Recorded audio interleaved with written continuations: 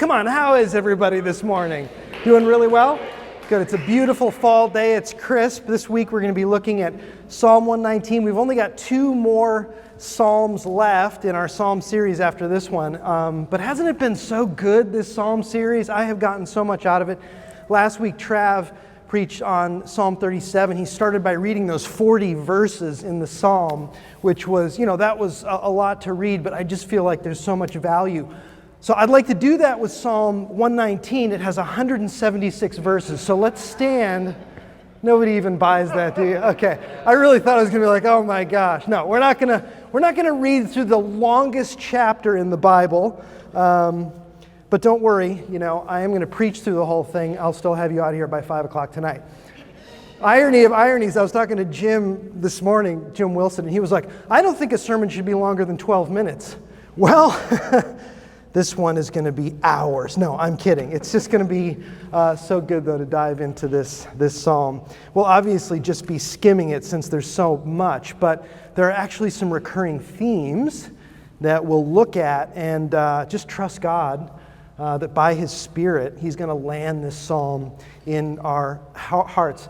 A little side note, most of you wouldn't know this, but actually Josh wrote that last song. I don't know if Josh is even still here. He heads up to Frederick. He wrote that last song. Isn't that an incredible, incredible song? Well, he's been writing with various people in the congregation. Last week, he literally sat in a Starbucks and wrote a song with Travis out of Psalm 37. So he hasn't released that to us yet. We sang it as a staff this last week. It's amazing, and he's going to be bringing that into to us here at some point.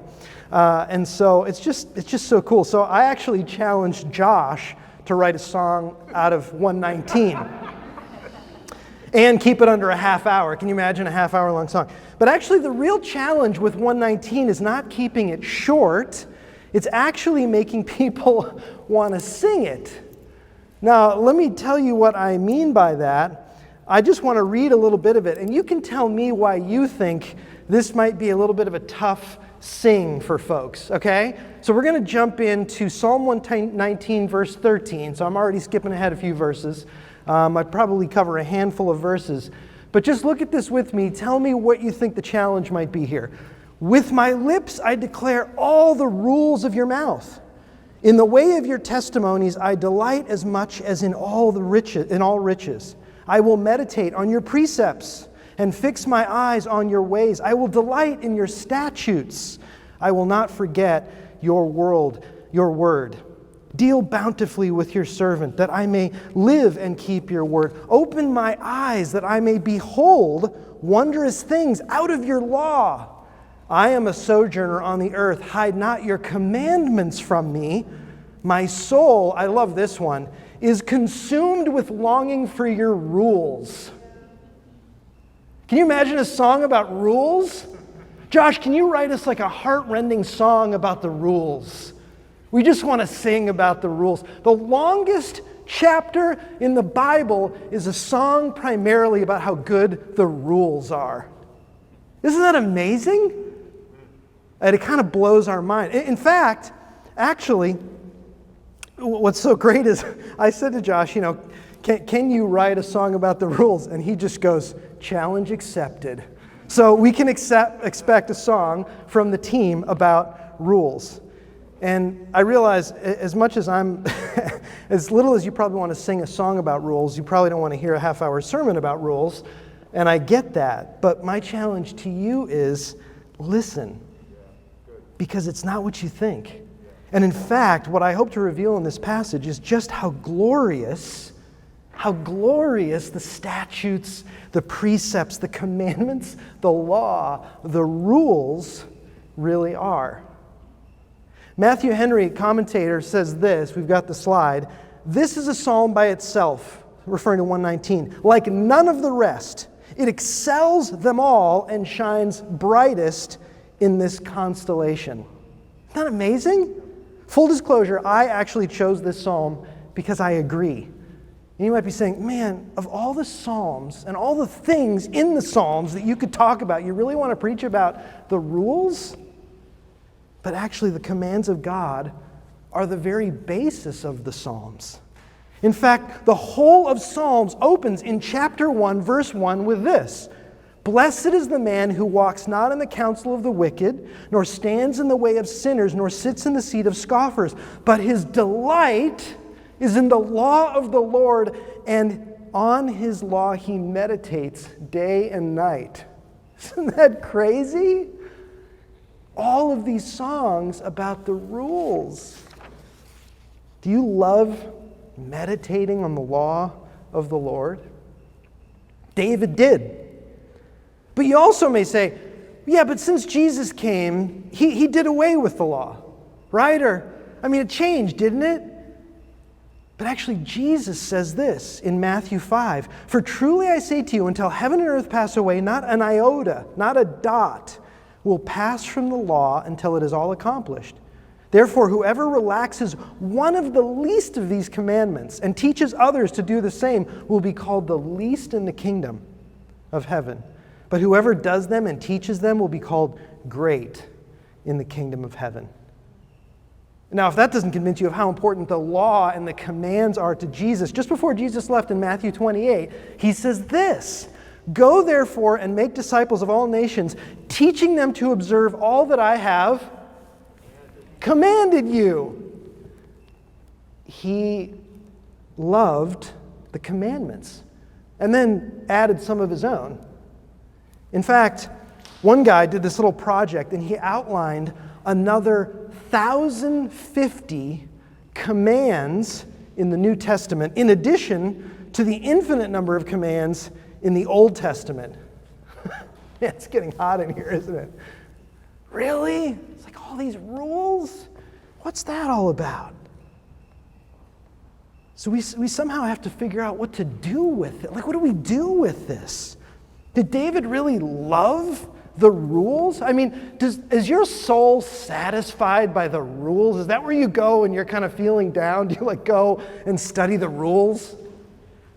It just seems so counterintuitive. But we're kind of stuck with this passage, aren't we? This most important psalm.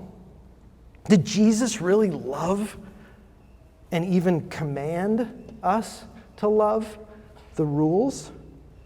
He did. But it's just not what we think. And here's the thing. I think part of why we struggle with this and the rules is because the rules of the Bible have been used in horrible ways. They've been used to control people, hurt people, manipulate them. And many of you possibly have been bruised by a legalistic use of the rules. The precepts, I see a lot of nodding heads in here. It's no surprise. I'm so sorry for that, honestly. Because it's not what God intended. It's not why He created them. So that we could limit one another. And here's the thing. This is the counterintuitive thing. It's my next slide. Legalism kills a love of God's commands. What? It doesn't even make any sense. But actually, legalism takes what should be a natural adoration of the things that God has called us to do, and it actually makes us hate them. That's what legalism does. We see rules then as constricting and as confining and as limiting our freedom. But the psalmist David sees rules as actually the key to his freedom. Can you believe that? Not only are they not limiting, it is the key to freedom. Psalm 45 says this: "I will walk in freedom, for I have devoted myself to your commandments." He's saying it is because of the rules that he's free. Man, this is like taking our brains and just turning it upside down. But Tim Keller, who wrote this book called Songs of Jesus, he actually dedicates 22 days in his devotional to Psalm 119 because it's so long. He says this: if God is not ruling us, something else is. Sin and habit in verse 133, a need for love and approval in verse 42, anxiety or a desire for money and success, verse 36. But when God is in charge, these things lose their inordinate power over us. Isn't that amazing? Don't you start to see how the rules actually free us? Because we live unto the things God has for us, and we don't live unto all of these other things. Look, if it's not sinking in yet, trust me, I'm still working through this. But I really think that the biggest problem is that we've either been taught or have somehow come to believe that when it comes to rules, the Bible is saying, you better, Sue, you better. And we feel the wagging finger, but actually a better reading of the Bible is, Sue, you can. You can. You have the opportunity. Peter, you can. It's not a wagging finger. It's a waving in. Come to these things that are the wonderful way of life that I have provided for you. Jesus loved the commands of Scripture and literally did not break a single one. Isn't that amazing? And I'm talking about the 10 Commandments, right? We know those. I'm talking about the 613 Levitical laws called the mitzvot. And I'm talking about the 1,050 that this other guy found in the New Testament. Jesus loved them all and did not violate a single one of them. And he was completely free. He was the freest person ever to walk the face of the earth. What is going on with this? I have just been blown away. I have to admit, I have never been more excited to preach a sermon than today. I've just been like, I'm going to be like one of those Pentecostal preachers. The elders have to come up and like help me because I'm just, I'm caught up in the glory. I'm just so fired up about the commands of God and the freedom that we find in them. Tim Keller also says this: people tend to examine the Bible looking for things they can't accept, but Christians should reverse that, allowing the Bible to examine us looking for things God can't accept. We can't understand the Scripture unless we make a basic commitment saying, whatever I find in your word, I will do. That's the key to life. That is ultimate freedom. So let's endeavor for a moment to consider what it looks like to do as Jesus did. And imagine how he looked at the rules. He studied them. He absorbed them. He practiced them. He celebrated them. He found freedom in them, and he mastered them. That was a significant goal of his life. That was intrinsic to who he came here to become. No one in all of history has done this. And that is one of the most important reasons we know that he was God. He mastered the rules. And he did this so that we could do it too. We can. We will not become Jesus in this life and on earth, but he calls us into all of the wonderful glory that he walked in. He's calling each and every one of us into that. We can. Not just we must, we can. And then you might say, well, didn't Jesus come so that relationship with God no longer depends on rules? That is true. That is true. Jesus came and was obedient even unto death so that we wouldn't die because of disobedience. He did that for us, and yet the rules are what make us distinct. Why are they like that, those people who follow Jesus? The rules actually give us joy. The title of this sermon is The Joy of Obedience. And the rules give us life. Life like no other thing on earth can. And I just want to bring fresh life and wind into this because so much legalism has just drained the life out of the wonderful commands of God.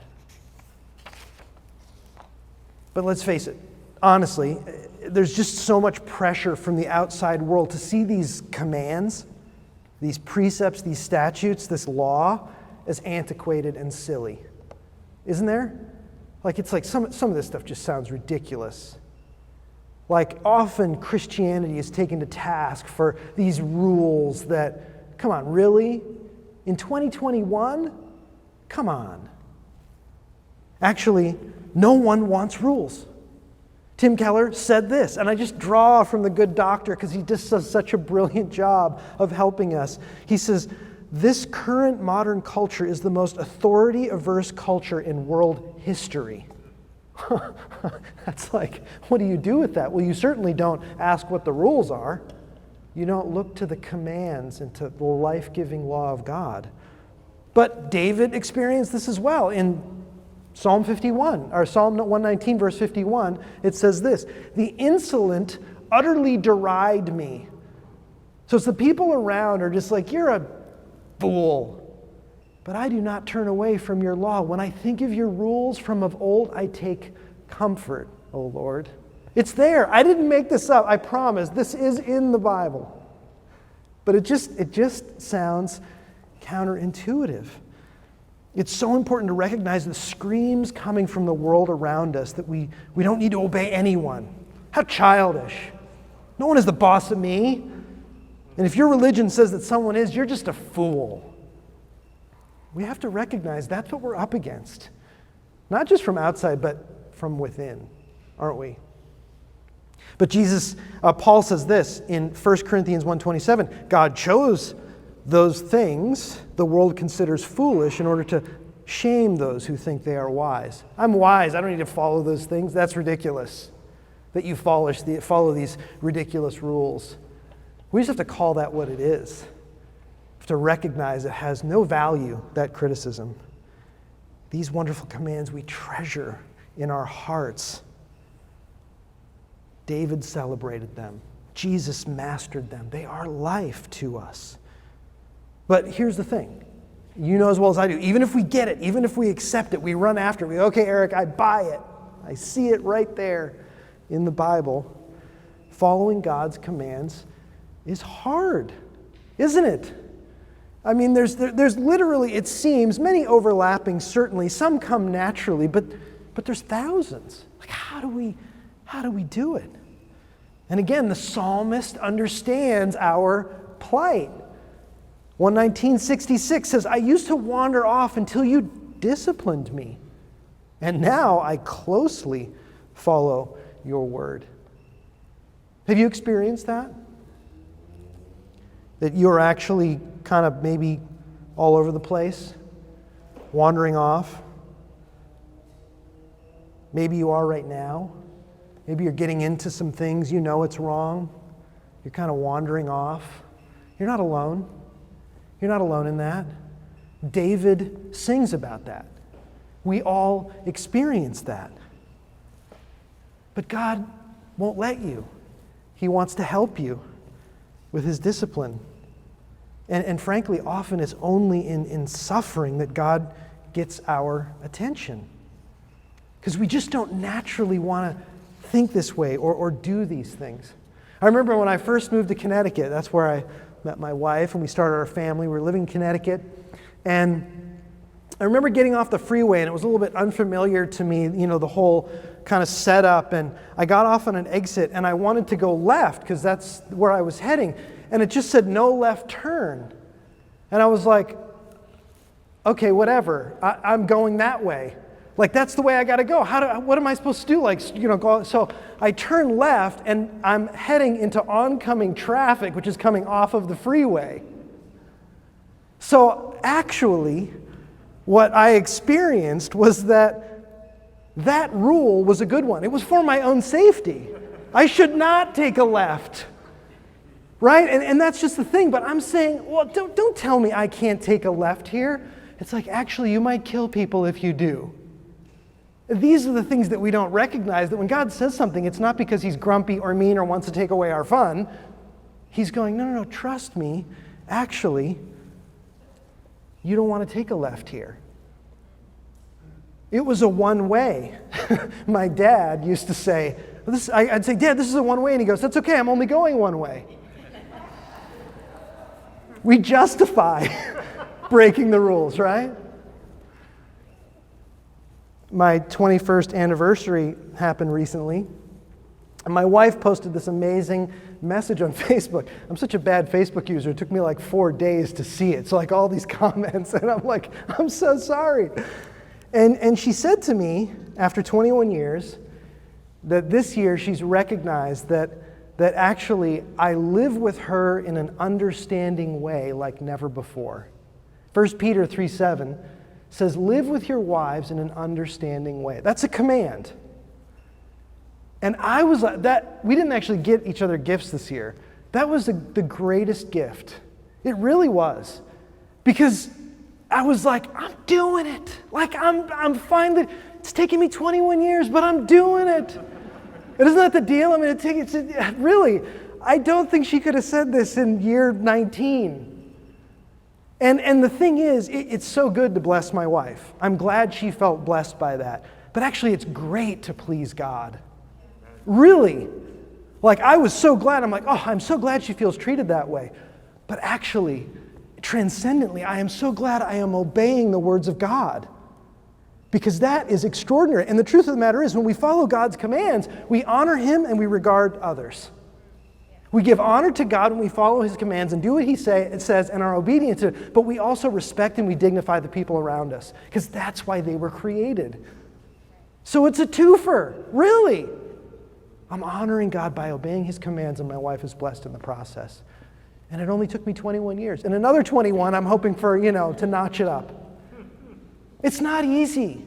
But instead of looking at this behemoth heap of 2,000 plus commands, we actually can't look at it as all the things that we must do. It's all the opportunities we have, these gifts to conform to the likeness of Jesus Christ, become more like Him, honor God, and regard and respect others. That's what the commands of God are all about. That's what's so appealing about them. That's why the psalmist could make an entire song about following the rules. Fortunately, on that one-way street, I didn't suffer what I kind of deserved, which was a head-on collision, right? But actually, suffering has gotten my attention at many points in my life. Are you going through something difficult right now that God is actually using to draw you back to His commands? That's one of the small group questions we're going to be asking. Are you going through something right now that you're like, yeah, you know what? God's getting my attention in this. He's drawing me back to His wonderful commands. But here's the thing. What happens when we don't follow? That's the flip side of the coin. What happens when we don't follow these commands? How does God deal with us? Right? Because we can't talk about obedience without talking about disobedience, without actually ignoring or avoiding the commands of God. Many of us, for all the good teaching and reading the Bible that we've done, we still feel like, in terms of how God deals with us, that God is just waiting for us to mess up and let us have it. Don't we? And it's because maybe your dad was like that, maybe your mom was like that, maybe a coach was like that, a teacher was like that, a pastor was like that. I'm sorry. I'm sorry because it just doesn't represent God in terms of the way He deals with it. He is just. He disciplines. There is no question about that. We cannot get away from that. That is a good thing because He is the one who keeps order in the universe. But actually, what we don't tend to think of first is the overwhelming love of God who meets us in our disobedience. Dane Ortland wrote a book called Gentle and Lowly. I highly recommend it. I'm not even through the whole thing yet, but it is just extraordinary. And he says this: if the actions of Jesus that we see in the Gospels are reflective of who He is most deeply is, we cannot avoid the conclusion that it is the very fallenness which He came to undo that is most irresistibly attractive to Him. When Jesus Christ sees the fallenness of the world all about Him, His deepest impulse, His most natural instinct is to move toward that sin and suffering, not away from it. Isn't that a relief? That it's not the classic shame and guilt and excommunication or whatever it is that you might imagine God looks at you with when you don't do what He asks you to do. He is kind and He is gracious. We know that there can be consequences to our actions. That much is true. But if we deal with those things and we rectify whatever it is that we've done under the loving gaze of God, it's a very different situation. Because oftentimes it's our guilt and shame that drive us to continue to violate the commands of God. And so we have to immediately lay hold of the grace and the love of Jesus when we've gotten off track. We need to come back to Psalm 119 and sing of the glory of the rules again. And it is true that suffering is often the thing that will turn us back to God. Even Jesus suffered so that he would learn obedience. So we can count on that as we follow him. Hebrews 8:5-8-9 says, although he was a son, he learned obedience through what he suffered. And being made perfect, he became the source of eternal salvation to all who obey him. Like with Jesus, God is perfecting us. Paul speaks about the difficulty of this life. In 2 Corinthians 4, he says, for this light momentary affliction is preparing us for an eternal weight of glory beyond all comparison. So really, through these experiences of struggle and challenge and difficulty and suffering, God brings us through, not around the struggle, to arrive at the promised reward that we find in these scriptures. I want to land with this. And I certainly didn't cover all 176. I want to encourage you to go back to it. I love reading this psalm. That's why I chose it. It just offers treasure after treasure after treasure. We're going to land in communion, but I want to read this last verse regarding the reward that we find. It says, I rejoice in your promise like one who finds great spoil. And a final one from Keller. He says this, spoil is what soldiers received after a hard-fought battle. To learn and digest the Word of God requires a fight. We must fight our busy schedules, our distracted minds, our stubborn hearts, and the world's opinion and disdain. But if we win, the result is pure gold. Isn't that beautiful? That's what awaits us when we win this fight. So if I could, I'd like to just have you grab your communion cup. And you can just stay seated, because it doesn't say in the Bible you have to stand when you take communion. And that's what's really important, that when it comes to the commands, we have to know what really are and what really aren't. Because it's not even the very good commands that have been perverted that have created a problem. It's actually things that have been added that are not law. They're not commands. So many things that we've developed in our liturgies and our church cultures are like, it must be this way. It must not be that way. That is another thing that has actually given us a disdain for the commands of God. Because who wants to follow rules that some other dude made up and not actually are coming from the mouth of God? So you can sit, stand, run around in circles, stand in your head while we do this reverently. Because actually it's distilling down to the commands of God and not man that we want to truly lay hold of and embrace. When we take the communion, this is just a picture of the reward that Tim Keller is talking about. And that, if we can go back, Michael, to that 162, one more slide. This is the great spoil. See, because when we follow the commands of God, we draw closer to Him through Christ. We become more like Jesus. And the reward of that is greater than any reward we could possibly have. So I'd love to just recommit this morning to a love and a desire to follow the commands of God. Can we do that? Yeah. Now here's the thing. I'm not going to make you do that. If you want to hold this and put it in your pocket and think about that, that's okay. Because when we taste of this little reward that is Jesus, I actually want us to all be doing it with a heart that says, I want to lay hold of your commands freshly, Lord. And if you need to wrestle with that because of past experiences or where you're at right now, that's part of why actually communion is not for people who don't believe in Jesus. It's not supposed to be exclusive, but actually, when you take this, the commitment is, I want to obey and follow your commands. That's what communion's all about. So when we say, actually, this is just for believers in Jesus, it's not to say, like, we don't want you touching our communion. It's like, if you're willing to commit to follow the commands of God, by all means, take hold of this little foretaste of the reward that is in that. But if not, it's okay. Put it in your pocket. Take it home. Consider it. Meditate. Think about this. You're free. You are free.